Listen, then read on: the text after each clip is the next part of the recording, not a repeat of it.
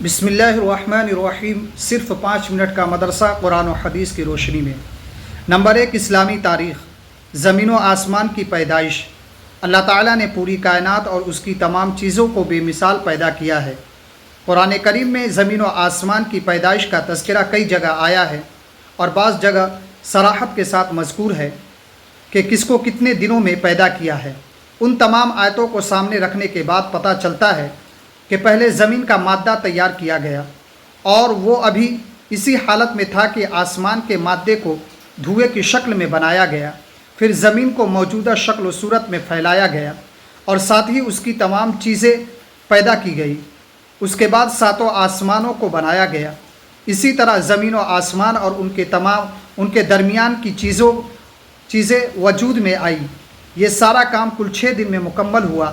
خود اللہ تعالیٰ ارشاد فرماتا ہے، ہم نے زمین و آسمان اور اس کے درمیان کی چیزوں کو 6 دن میں پیدا کیا اور ہمیں ان کی پیدائش میں تھکن کا کوئی احساس نہ ہوا۔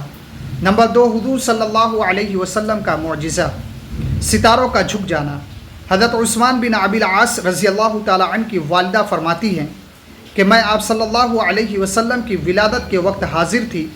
جب آپ صلی اللہ علیہ وسلم پیدا ہوئے تو میں نے دیکھا کہ سارا گھر نور سے بھر گیا، ستارے قریب آ گئے اور لٹک آئے تھے، یہاں تک کہ مجھے گمان ہونے لگا کہ اب یہ مجھ پر گر پڑیں گے۔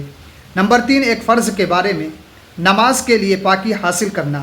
قرآن میں اللہ تعالیٰ ارشاد فرماتا ہے، اے ایمان والو، جب تم نماز پڑھنے کا ارادہ کرو، اگر تم باوضو نہ ہو تو وضو کرنے کے لیے اپنے چہرے کو دھو اور اپنے ہاتھوں کو کوہنیوں سمیت دھو اور اپنے سروں پر بھیگا ہاتھ پھیرو اور اپنے پیروں کو بھی ٹخنوں سمیت دھو، اور اگر تم جنابت کی حالت میں ہو تو نماز سے پہلے سارا بدن پاک کر لو۔ نمبر 4، ایک سنت کے بارے میں، دعا کرنا ایک عبادت ہے۔ قرآن میں اللہ تعالیٰ ارشاد فرماتا ہے، مجھ سے دعا مانگو میں تمہاری دعا قبول کروں گا، اور اللہ کے رسول صلی اللہ علیہ وسلم نے فرمایا، الدعاء هو العبادہ، دعا ہی عبادت ہے۔ نمبر 5، ایک اہم عمل کی فضیلت، نقصان سے بچنے کی دعا۔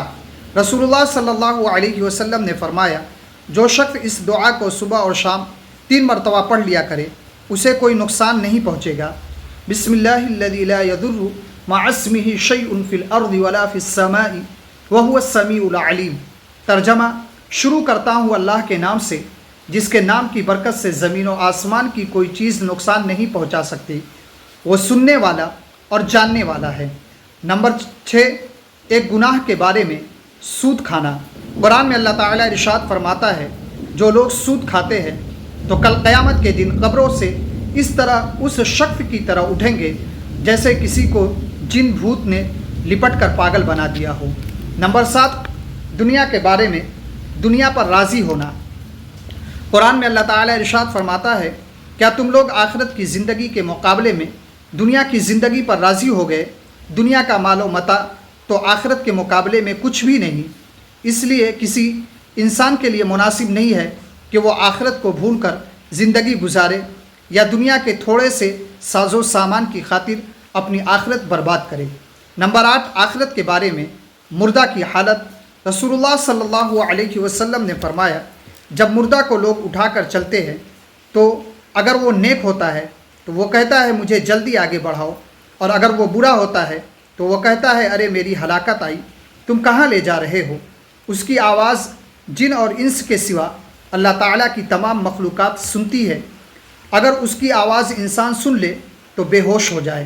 نمبر 9، طب نبوی سے علاج، ہر مرض کا علاج۔ رسول اللہ صلی اللہ علیہ وسلم، حضرت عثمان غنی رضی اللہ تعالیٰ عنہ سے مروی ہے کہ میں ایک مرتبہ بیمار ہوا تو اللہ کے رسول صلی اللہ علیہ وسلم عیادت کے لیے تشریف لائے اور یہ دعا پڑھ کر دم کیا اور جاتے ہوئے فرمایا، اے عثمان، یہی پڑھ کر دم کر لیا کرو، بسم اللہ الرحمن الرحیم، اعیذک باللہ الاحد الصمد الذی لم یلد ولم یولد ولم یکن لہ کفوا احد من شر ما یجد۔ نمبر 10، نبی کریم صلی اللہ علیہ وسلم کی نصیحت۔ رسول اللہ صلی اللہ علیہ وسلم نے فرمایا، لوگوں کو دین سکھاؤ اور خوشخبریاں سناؤ اور دشواریاں پیدا نہ کرو، اور جب تم میں سے کسی کو غصہ آئے تو اسے چاہیے کہ خاموشی اختیار کریں۔